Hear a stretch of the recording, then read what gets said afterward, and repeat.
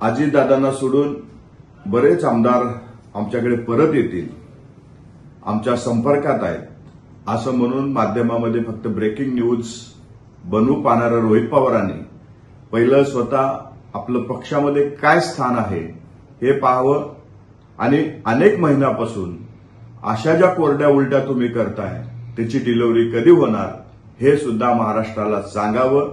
फक्त माध्यमामध्ये breaking news बनवायची आहे म्हणून अशा बातम्या बनवणाऱ्या रोहित पवाराला खुलं आव्हान आहे की त्यांनी जाहीर करावं की कुठले आमदार तुमच्या संपर्कात आहेत।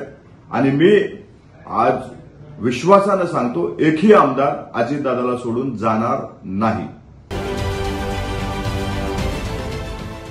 देश विदेशातील प्रत्येक घडामोडींचे लाईव्ह अपडेट मिळवण्यासाठी आता साम टीव्हीच्या सर्व सोशल मीडिया प्लॅटफॉर्मला लाईक, फॉलो आणि सबस्क्राईब करा। तसंच सर्व नोटिफिकेशनसाठी बेल आयकॉन प्रेस करायला विसरू नका।